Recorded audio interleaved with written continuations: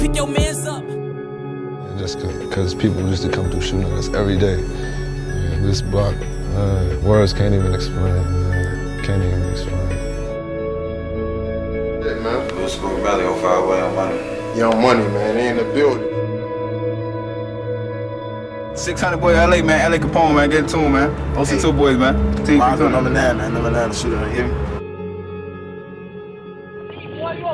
Hey, big little bitch. Yeah. What the fuck is wrong with you? Hey, I am Brick Squad. Brick Squad, boy. What the fuck is you talking about, boy? You have to be willing to die or go to jail for 100 years if that's the lane that you're stepping in. You have to understand that whether you're 15, 16, you got to think like a man. You know what I'm saying? Don't be in it. Oh, you're not? Why does everybody say you're only 16 years old? They say what they want to say. How old are you? 300. The story of Ahbir D. Rose Sardin.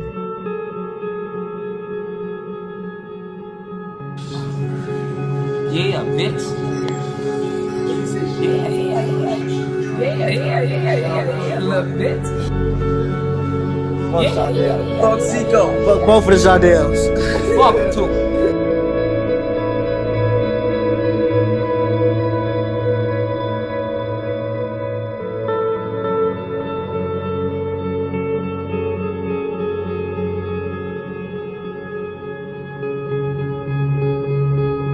Ahbir Sardin, or D. Rose as he also was called, is a former Black P. Stone from Motown. His father was a big Motown member, so it was natural for D. Rose to join Motown as well. Unfortunately, D. Rose's father died sometime before 2009. Around 2010, D. Rose became a member of 600, but remained Stone until after Lil Steve's death, before flipping to a Black Disciple. D. Rose was widely respected across all Black Disciple sets. He likely had the most respect since Brew Brew from a Block. Once Chief Keef took off and started shouting out D. Rose in his songs, many fans assumed he was behind several murders and shootings. But the rumors didn't come from just nothing. D. Rose began drilling after the death of Baldy from 600. D. Rose actually got his name from either Baldy, D-Thing or Lil Boo. The actual one is unclear. D. Rose was one of the first young 600 member to pick up a gun. D. Rose was affiliated with a lot of sets, basically the majority of the BD sets. He is an official 600 member, but he also claimed other blocks. He would often claim Motown where he originally was from, but he also claimed sets like THF 46, TYMB, O Block, Front Street, Lamron and THF 44. When THF 46 and TYMB started beefing, D. Rose remained loyal to both sets. He didn't switch or pick sides. D. Rose's street cred and reputation grew larger and larger once he began to do more in the streets. He was the most active member in 600 together with C-Day. As D. Rose became more active in the street and his reputation grew, he got into a lot of trouble with the law. It also didn't help that artists like Rondo Number 9 and Chief Keef referred him as a shooter in many songs. CPD was on this tail daily. D. Rose was known for sliding with all the sets he was cool with. For example, he rode with TYMB to do hits on Chris World and Drill City. He also rode with THF 44 to shoot up Princeton Mob, and was involved in the war between Motown and 50 Strong. Around 2011, Poo Poo from SMG rode with D. Rose several times and learned him how to do hits. At one point, D. Rose was one of the most feared gangbangers in the city. Whether it was GD, BD, East, North, South or West, his name rang bells because of the work he put in. Rose's face was enough to scare people. Back in 2012, when Taekwon World just claimed Jaro, them just seeing him slide through was enough to make them run. D. Rose had no mercy. At one point, Motown had a problem on their hands with some guys from No Love City, a guy named Peanut, and his cousin Lil Doc. They called D. Rose, and he got in traffic with Kokilla, Maintain, 50 Shot Mall, Dega, and G Muma. they spotted Lil Doc. D-Rose upped his gun and shot him to death.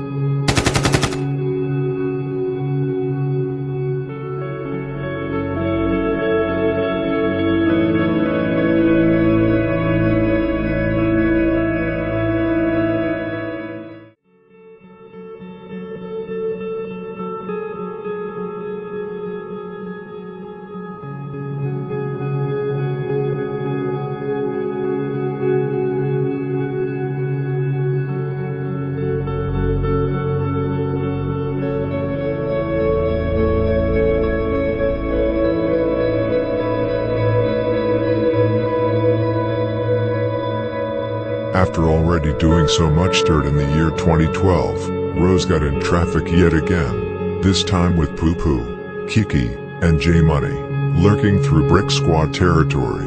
They finally spotted Lil Jojo, who the BDs were looking for hard. They shot him off his bike and he was later pronounced dead.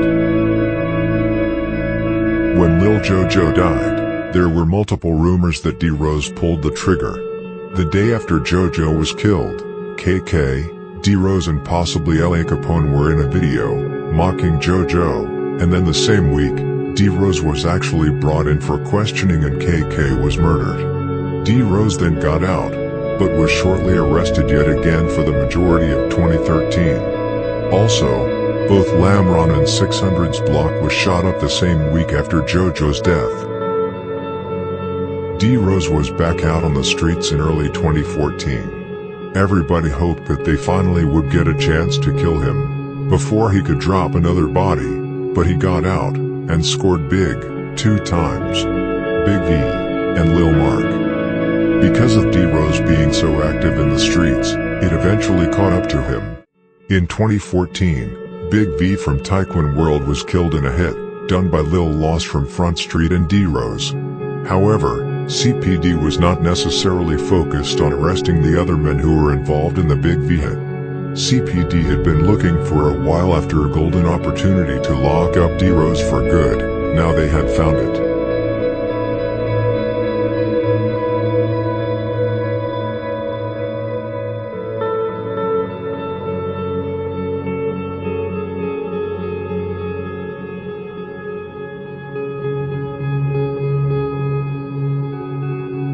All it took was for one person to bring his name up, and CPD jumped on it immediately, because of the fact that they missed on booking him for killing Lil Mark. After CPD reported on the retaliation for Lil Mark coming against 600, as well as finding out that D-Rose set the van on fire afterwards, it made them frustrated. However, the person who snitched on D-Rose was not LJ from Taekwon World. I'm not going to say the name. Since then, D-Rose has been sentenced to 40 years in prison. He had been working on an appeal, but it recently got turned down.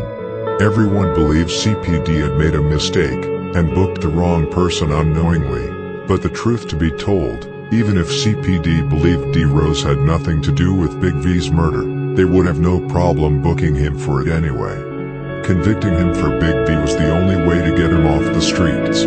CPD planned on doing the same operation on KI, but unfortunately, she was killed 2014. During the time he had been locked up, D-Rose have talked a bit with Tay 600 and some other 600 members. The relationship with 600 has otherwise been pretty bad, as D-Rose feels like they abandoned him. He responds to fans here and there who send him letters, and his family recently created a Free D-Rose campaign.